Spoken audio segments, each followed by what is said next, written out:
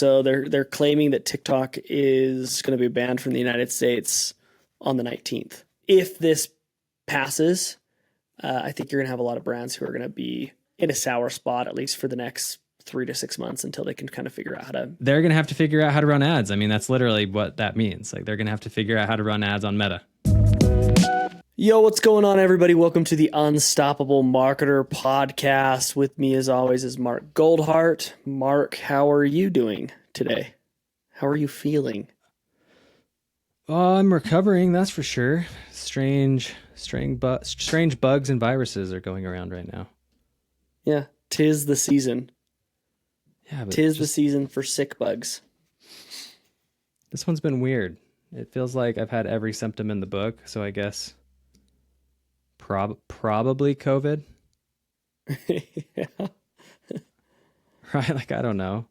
It works at this point. Like, ways. who? Yeah, like it's kind of like at this point. And you say really you have the knows? weird taste, right?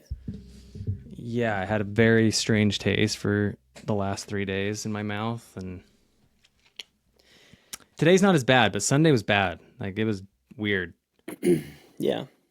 And it wasn't anything I ate. It's been a weird time. So, I mean, I'm trying to remember the last time we launched an episode, but it's been a while. So for those of you who are listening, one, we apologize. Two, let me give you a little explanation. Explanation here is the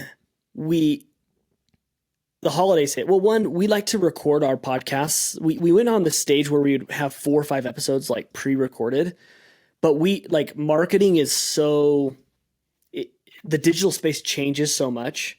I mean, for example, the sheer fact that people are saying TikTok is about to go away in the United States, right? That changes the whole dynamic. And so what would happen is we'd record an episode and then release it 6 weeks later. And we're like, that was kind of like, there's bits and pieces of that just don't make sense to launch right then and there, And so Mark and I have kind of purposefully started to record podcasts on the weekly. That way, we're only 5 to 7 days behind versus 6 weeks when it releases. And the beauty of that is I feel like our episodes are more relevant and up to date when people are listening kind of in real time.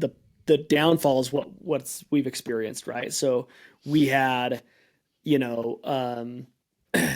had Christmas break, we had New Year's, and then you got sick, and then I went out of town, and then you got sick again. And so it didn't really dawn on me until today, which sounds really, really stupid, is like this is how we used to record podcasts. So if you're listening, we're at home right now because Mark isn't feeling well and he didn't want to come in and get everyone sick. And so we're not in our studio. So if you're watching, obviously you'd be able to tell that. But I just woke up this morning after I got a text from Mark last night, or, we were talking saying, hey, I'm sick. We're not going to come in. And I was like, oh, we should record this on Riverside. Like we used to. Why haven't we why didn't we do that over the holidays? Like, why have we just all of the sudden, I don't know. I don't know about you. Has Riverside popped in your mind, like us being able to do it like this?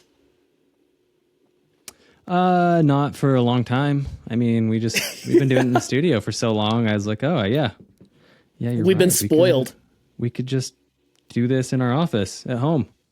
Yeah. So moving forward, holidays, sicknesses, whatever, we shouldn't have gaps the way we had the gap. So, apologies, but we're here now. We are here now. You sound fine. You don't sound sick, even though you might be feeling it. Yeah, like I said, it hasn't had anything to do with my sinuses at all. Like, I haven't had a runny nose. I haven't really coughed. It's body aches, fever. Yeah. For me. So, I mean, yeah. I don't know if I ever got COVID, so maybe this is my first round. I don't know. Yeah. Maybe I have the bird flu. Well, they say that's supposed to go around. Yeah, that's right. That's the new one. Well, hopefully you get feeling better. Global pandemics every couple of years now. Well, let's talk shop. So I mentioned this before, big news, like a huge thing, probably as you're listening to this. If you're listening to this recording That means there's probably been some sort of decision made around what's happening with TikTok. So they're claiming that TikTok is going to be banned from the United States on the 19th. So day before Trump inauguration. Yeah, that seems pretty it seems sussy. interesting because you would think they just leave it up to the next administration. But I guess this is Congress, so I mean Trump's going to have to either, is this a bill they're passing? Like they can't really I don't know exactly what it is. like, can this be overturned? Yeah. I think I read that Trump has 60 days after to potentially appeal it. But veto it? I don't. Yeah, but I don't know. Like, I don't want to say that and have people like, actually, when you read the fine, I could be wrong, but that was just like an article that I read. Because the big news is like, so this isn't new news, right? They've been trying to ban TikTok for the last what seems like 2 years. And in fact, what was interesting is I felt like Trump was also against TikTok a couple of years ago, until I think he saw the value in how it helped him perform in the election. And so I think now he's like, he seems to be more pro TikTok, from the freedom of speech side of things. There's the international security side of things. But anyways, this isn't any new news. New news. It's old news, but it's new in the sense that, hey, this is, for the most part, it's happening unless ByteDance sells. And now, apparently they're open to the idea of Elon buying it, right? Elon Musk. Yeah, that's, I think, as of yesterday or today, which is the 14th. Which I mean, those are some rumors floating around. I don't know. Maybe. I don't know. Like, TikTok is fun for all the Gen Zers out there, but I mean, it is a spy machine. So I don't know why they would sell it to somebody who already owns like the other most looked at communication platform through X or Twitter. I don't know. That seems seems crazy, but maybe the big question is like, what is the revenue generated from Americans to ByteDance versus right? Because they haven't put a sell date on TikTok or a sell price, but I've read, there's value there, but like advertisers are pulling out. Like people haven't.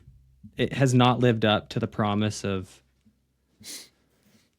what Meta has given advertisers traditionally, and that's, I mean, let's just all call a spade a spade. That is how people make money, or that's how platforms make money, is selling ads. Yeah. So, or your data. So they're either selling your data, your ads, or both. Most likely both. And so, yeah, the big question is like, well, can you really scale it and make money off of it? Because X is having that problem now too. I mean, Twitter, I don't think Twitter ever had a profitable year. Yeah, I don't know. I haven't looked into it enough.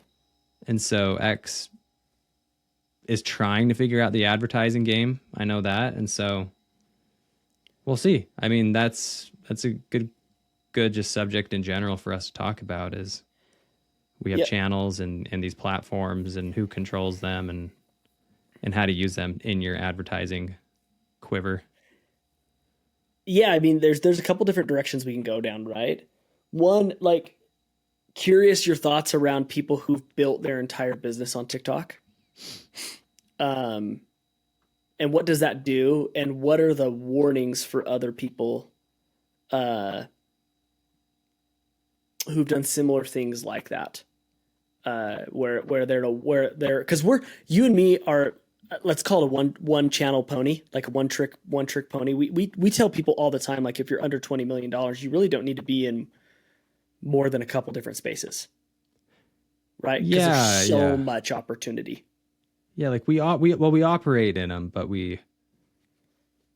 I think we see them for what they are, which is, it just depends on your type of business. So like you said, there's businesses that have great little things going on TikTok, right? Like, oh, that's cool. Like you have this little doodad that's $20.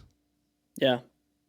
You know, those kind Talking of are the TikTok ones that, shoppy stuff. Yeah. yeah. And the TikTok shops. And the way I look at it is it's very similar to what um, the drop shipping trend was back in the 2010s, right? Like that's the way to make money.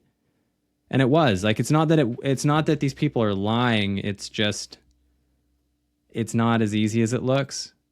Yeah. And a lot of time it depends on the demographic that's hanging out in that platform. And it's also the product, right?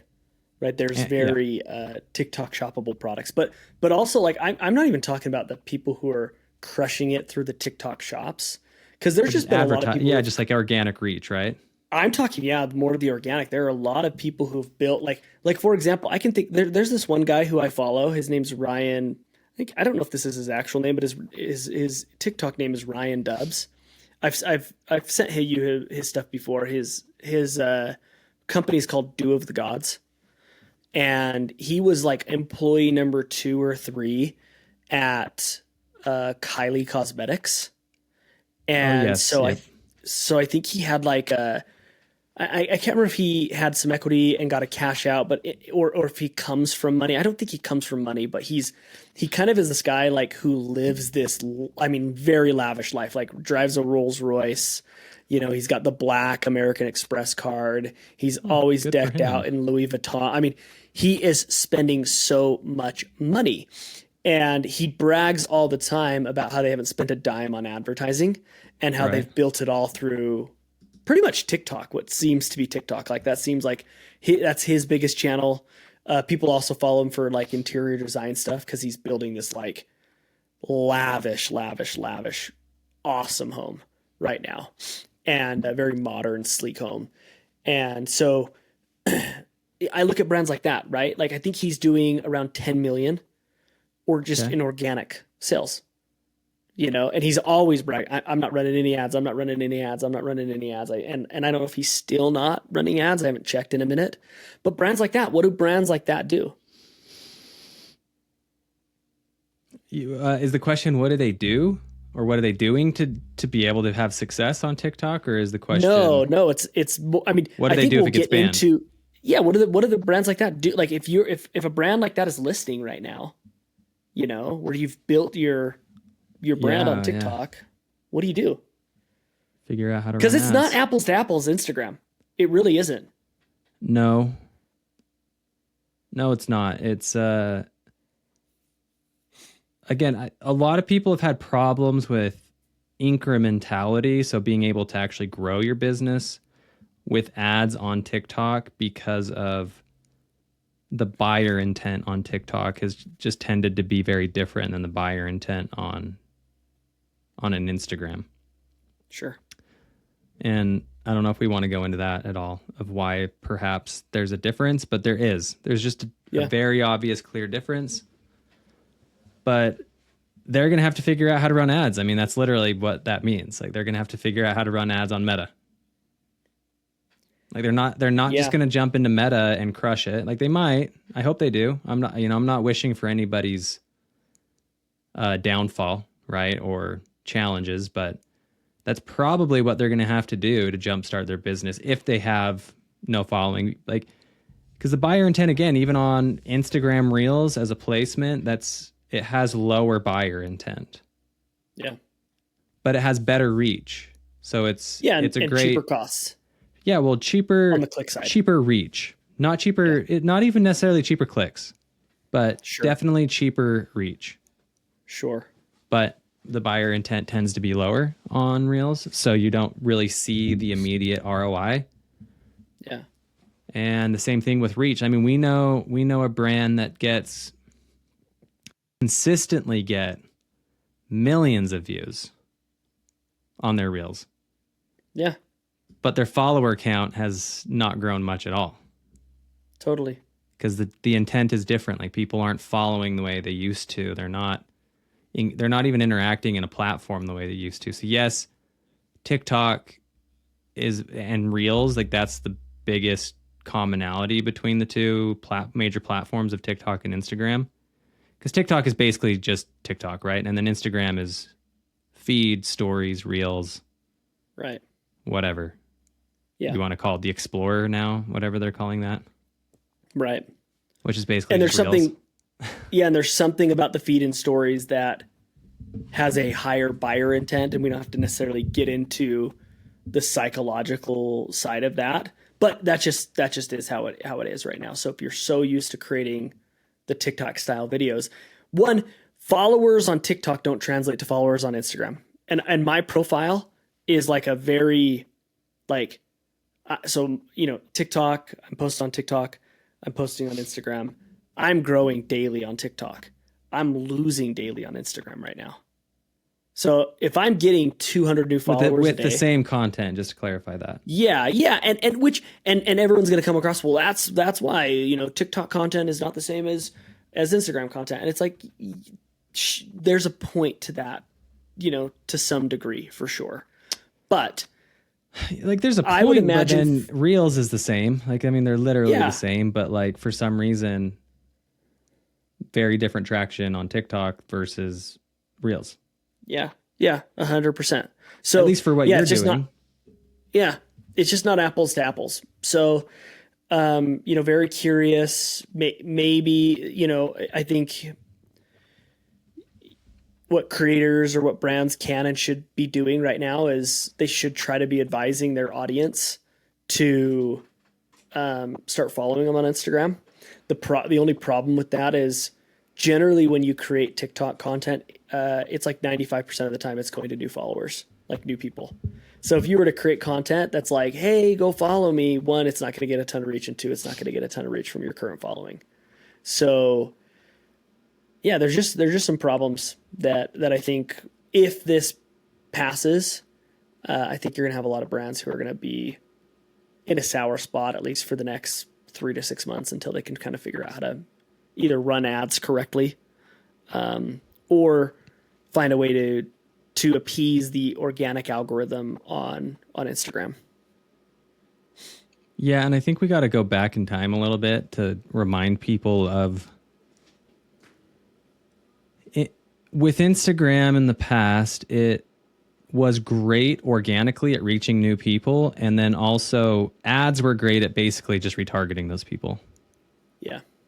So you had this top funnel approach, and just going into the new year, this is something that I would highly recommend every brand to start thinking about, because this is kind of the important part that you're probably missing in your advertising right now, because most advertisers on Meta have moved to just kind of a prospecting focus, and some people use manual bids, some people use auto, I don't want to really get into like cost cap versus Sure.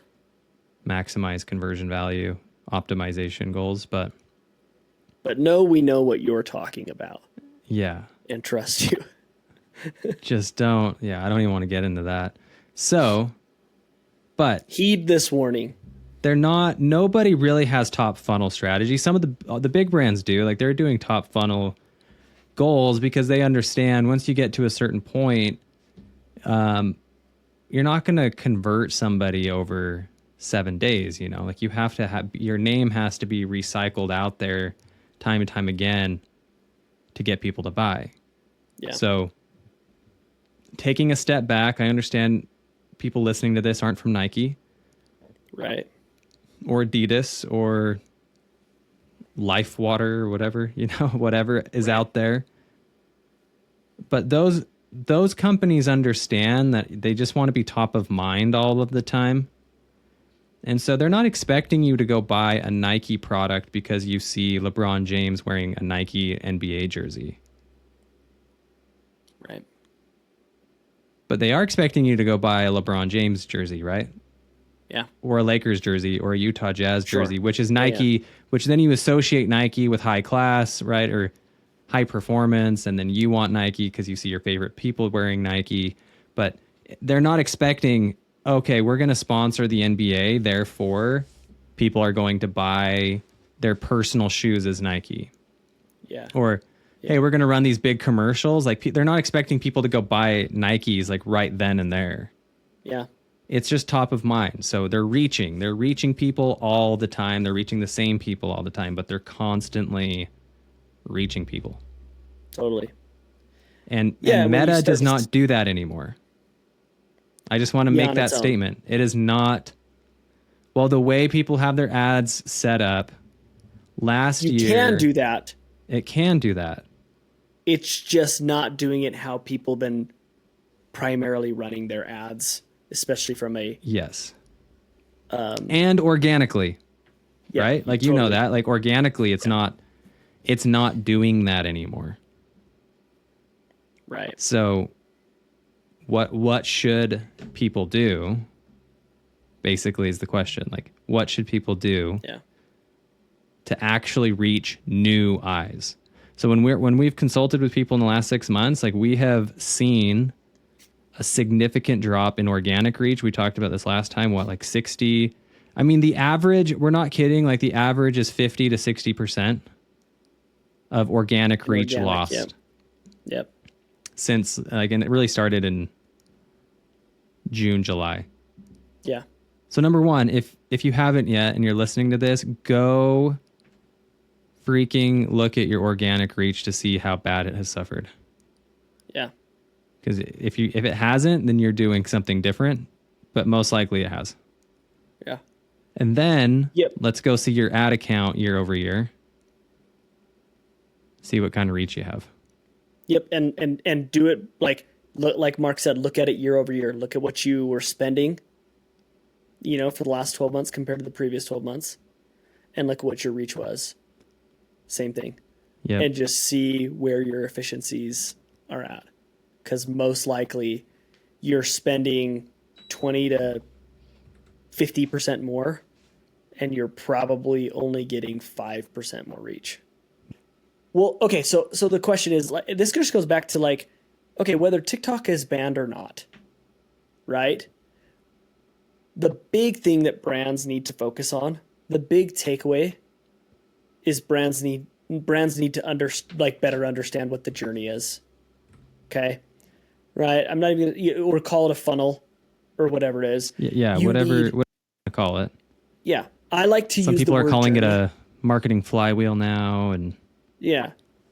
I like to use the word journey because I just think funnel is so like Russell Brunson-y funnel hacks. You're thinking landing pages with crappy design and blah, So I like the journey because it just has we're to all start about the journey, somewhere.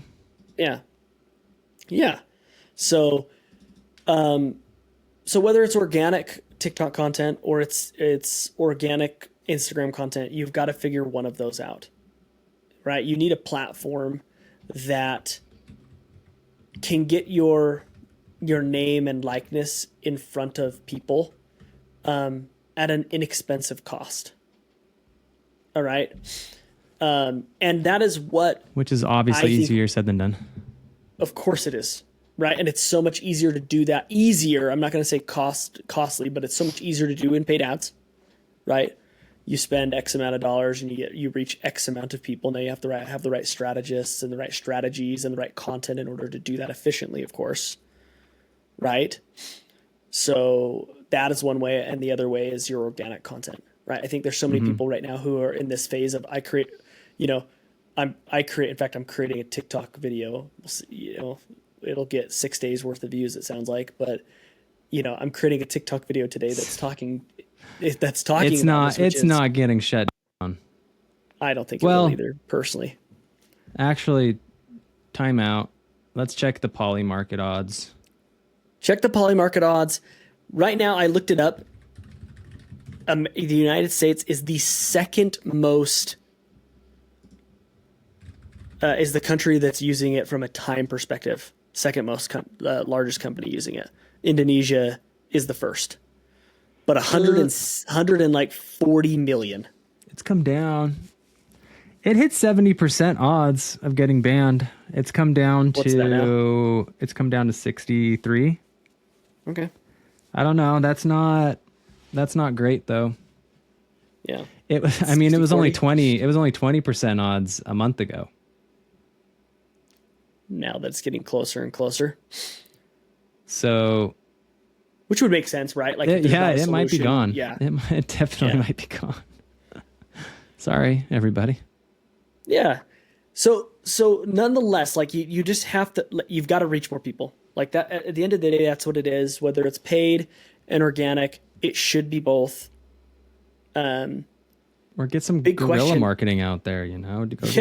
go do something crazy and then turn it into content. Yeah.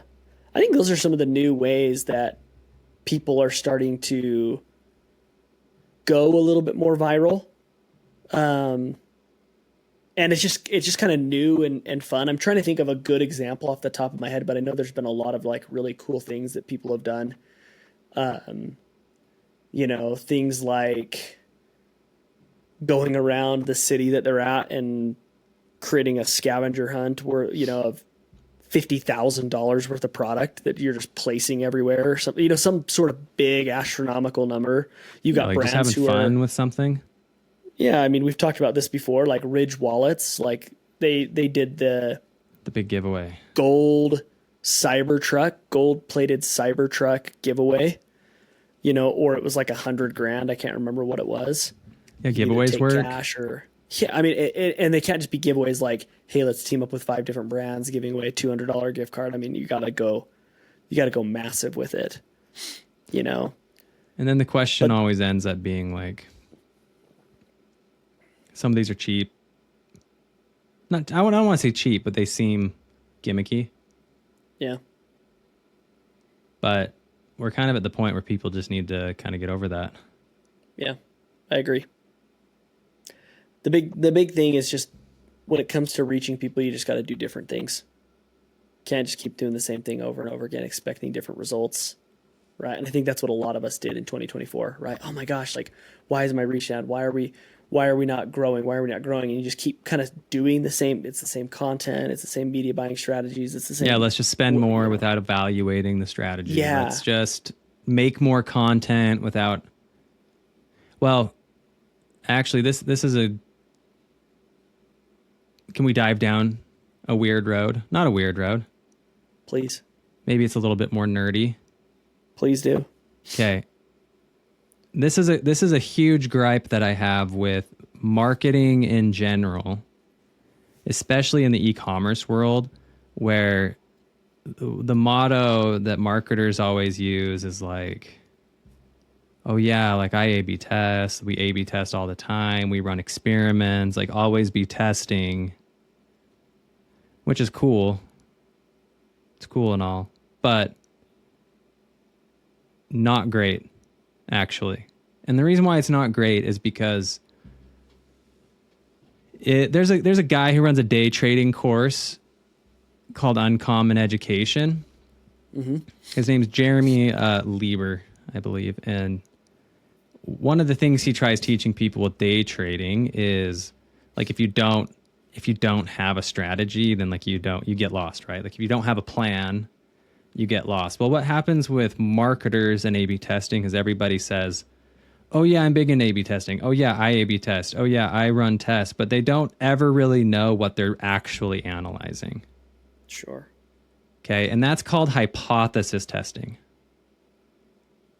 So like they don't When know you how to do know, formulate a real test and analyze the results and understand.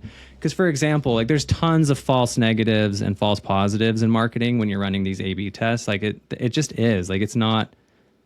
It's a little bit more of an art than a science because you have to take into consideration like, hey, we ran a landing page test and it won.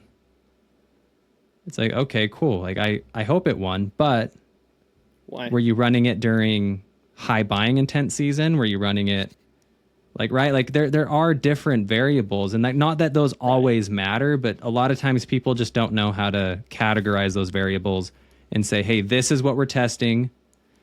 Ceteris paribus, holding everything else constant, and then if it wins, we're going to let it run with a lag test, right? Like you don't just have a winner, you have to continue a test to see how it performs over time because sometimes you think an ad wins or that whatever you're testing wins, and it does in the short term, but maybe it's not winning with an incremental lag. Right.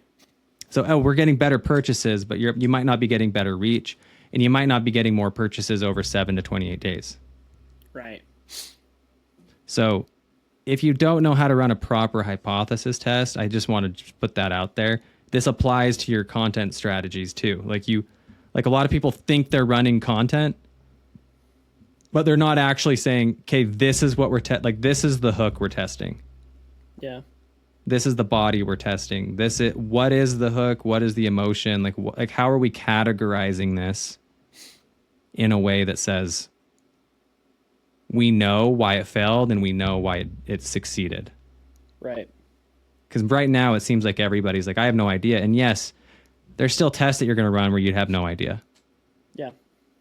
But Mr. Beast has said very clearly in his YouTube strategy, he has turned it into a science. Like he has tested everything out. Like he knows the thumbnails that work, the intros that work.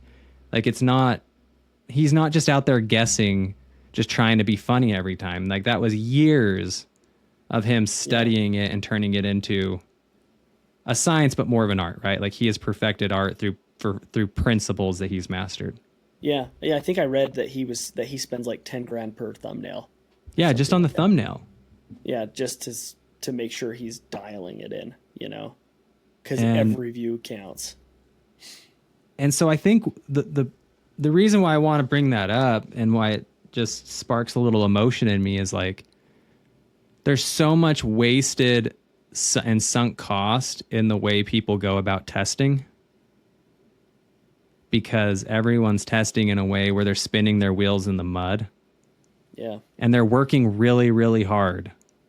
And sometimes you strike lightning in a bottle and like that works for a brand and that's great for those brands. But most people, that's not how it works. Yeah. Yeah, for sure. Yeah. And so, yeah. Yeah, I totally agree. A lot of wasted spend. I bet that most people who could go back on every video that they've tested, all the different pieces of content and the different variations, and you ask them what they've learned, they probably don't have anything really documented, right? Mm-hmm. It was probably just like, oh, this would be a fun hook, this would be a fun hook, this would be a fun hook, this is the one that won, so we ran with it. Okay, well, what do you learn from that, and how do you put that into the next iterations of testing? Yeah. Versus retesting that over and over again in the next 6 months. And a lot of people just don't know how to do it. It's not lack of effort or trying. It's just simply, I mean, at a minimum, you should have a spreadsheet, and every time you run a test, just say, hey, how do we bucket a few variables? So if you're running a test, I know what the hook is. Let's just say videos, because that's easy, right? Like here's the hook, here's the body, like here's the emotion, and here's like maybe the title, right? And then you have ad copy. So there's a lot of variables going on, but like how do you start saying, hey, I know this works for my brand? Yeah. Because that's the other tricky part, is just reaching people, yes, but you can reach a lot of people with your reels that just don't match your brand at all. Yeah. And we've seen that happen, right? Yeah. I mean, here's a really good, interesting example of this. Let's just take a client. So we have a client who sells kids swimwear, right? And we've been working with these guys for years now, right? Maybe 3 years, probably, maybe 2.5. And they have scaled significantly, and they crush it in swimwear. And they started last year creating neon swim colors, right? They've created swim just, for the last few years, really cool stuff, but they started to create neon, and they wanted to start testing the idea of being able to spot your kids better in the water. Like at first it was like, hey, let's get neon clothing. Like it's just cool. That's kind of in, right? But rather than it being cool, like that's how they've really grown off of just like, hey, cool kid clothing. Like they've grown off of that. But instead of cool, like last year we went down this route of just extreme safety testing.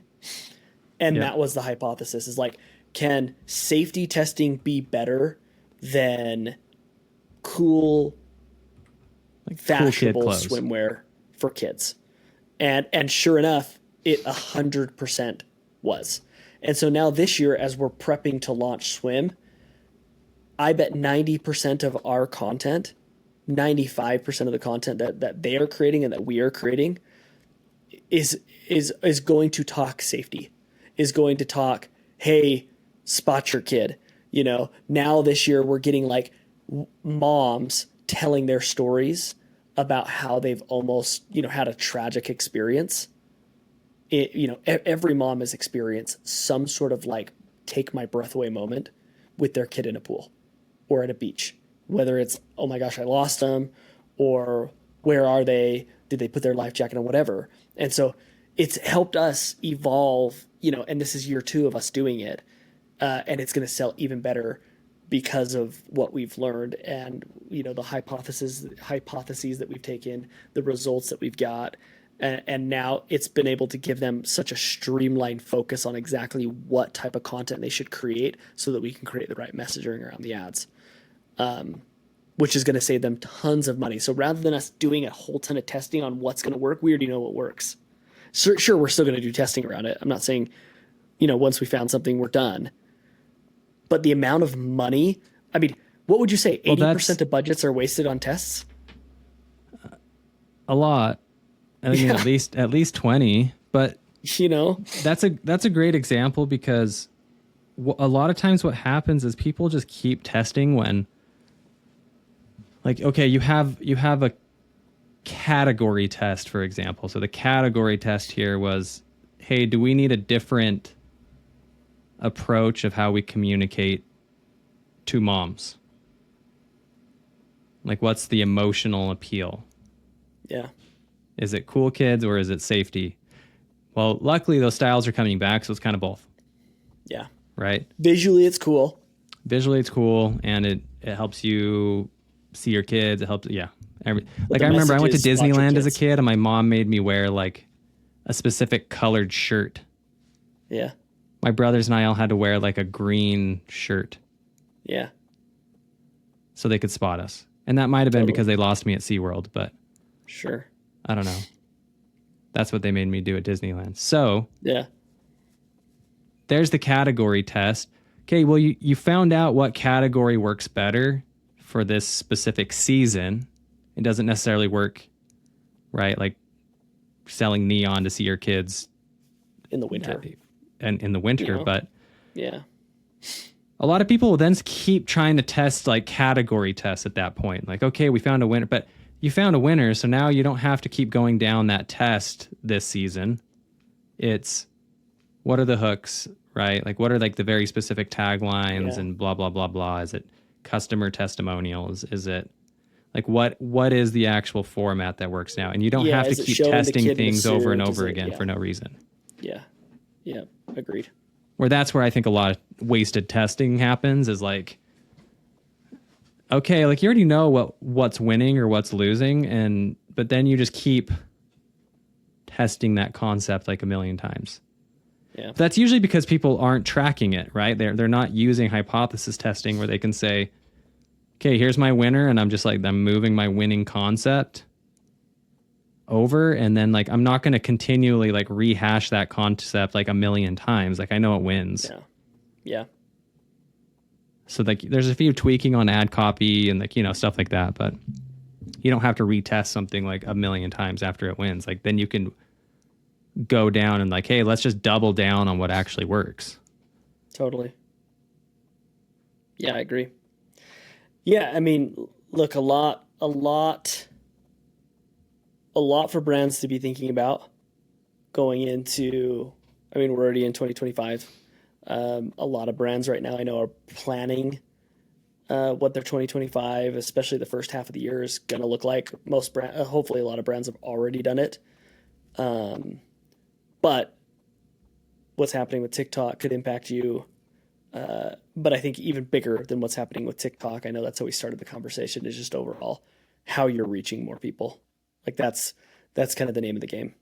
This testing discussion that we've had is going to help you reach more people and more of the right people as well. And the right ad strategy. People. Yeah, exactly. So that's a huge, that's what I think a big focus of what your 2025 planning it should be. We always talk about like, there's 4 ways to win in ecom. It's distribution, it's conversion rates, it's AOV, and it's getting your customers to return. And I think 2025, a very, very big discussion is going to be the distribution piece. Yeah, I think you're right. Because of what we just talked about. Yeah, exactly. Right? Like people don't know. I don't think enough people have dug into their reach to understand how little they're reaching. Yeah. Yeah, and listen, I know this is a plug and I kind of already plugged it. If you guys are wanting some help with that, we can do that audit. We can reach out. We've done this dozens of times, and we've discovered some really unique stuff that Mark. I mean, yes, I know you feel like you're giving out some of that, but there's so much more to it than what we've given, and you need experts. So feel free to reach out to us, DM me, go to bestiemedia.co, whatever. We'd love to chat and discuss more. That's not what the purpose of the conversation has been. Or you can hack it yourself, and there's a good chance that you might get 20% better than what you were last year, or maybe even 80% better. That's right. So cool. But we do love helping people. I think so. Yeah, we think 2025 is going to be an awesome year. A lot of people are scared. We're actually really excited for what's happening in 2025 and what opportunities are going to be there. Yeah, and a big thing too to mention about 2025 is like when I'm looking at the numbers right now, we just I got off the phone today with a client, and they're good friends of ours and they've been clients for a while, but for a while I mean like 5 years. And so they were getting a little worried about how 2025 started, but that was like 2 weeks ago or a week ago. Yeah. And I told them, I said, look, guys, Christmas and New Year's landed in the middle of the week. So you're looking at year over year data right now when really, like, I expect things to start picking up. And we talked on Wednesday of last week. Yeah. I said, I expect things to start picking up tomorrow.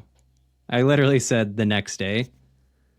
And sure enough, their new customer sales went up 70% from Thursday through Sunday. And on pace today, or Monday too. So I guess because it's Tuesday. Yeah. And on pace today on a Tuesday. But it's CPMs have dropped, like things have gotten better, but there's still a lot of reach to be had. Yeah. So if you haven't seen your January live up to expectations for the first week and a half, just remember Christmas and New Year's. Yeah. And it goes back to those variables, right? Right. There's a false negative that could have been taking place these last like 10 days. Yeah. Based on your testing. Maybe not last 10 days, but maybe the previous 7 days. Right. Oh, easily. Yeah. I mean, a lot of people would have said like, okay, let's pull the cord.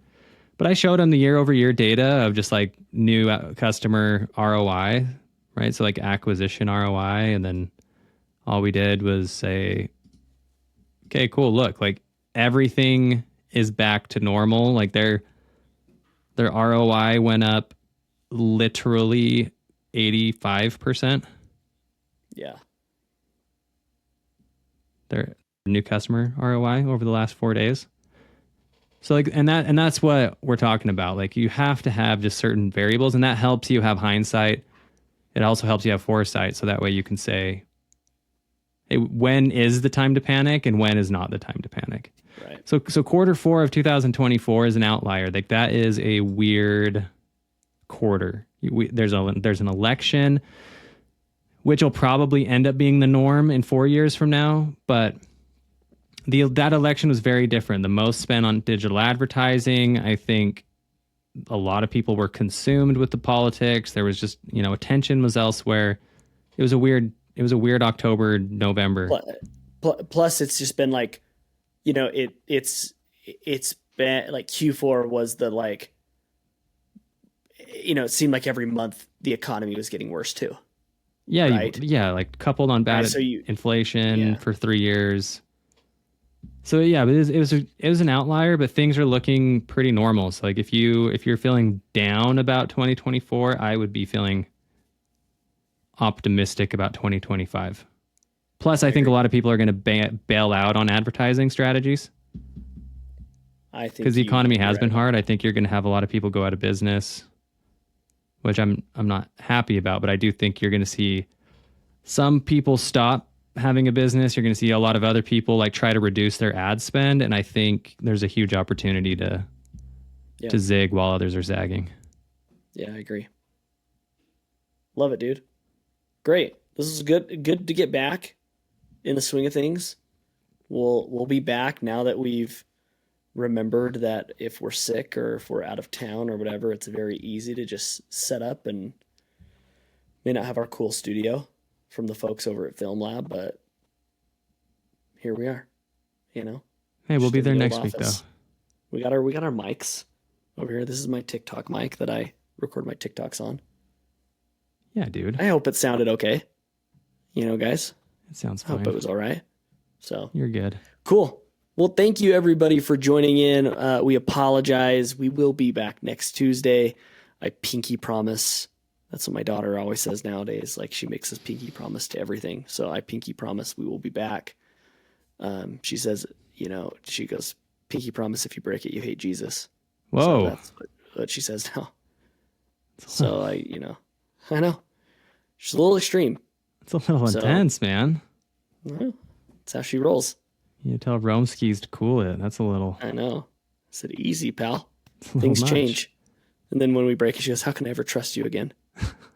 How can I ever trust you again? So we'll be back next Tuesday. Pinky promise. She's a high accountability person. Yeah, very true. All right, everybody. Okay, we'll see you guys next week. Thank you so much for listening to the Unstoppable Marketer podcast. Please go rate and subscribe the podcast, whether it's good or bad. We want to hear from you because we always want to make this podcast better. If you want to get in touch with me or give me any direct feedback, please go follow me and get in touch with me. I am at the Trevor Crump on both Instagram and TikTok. Thank you, and we will see you next week.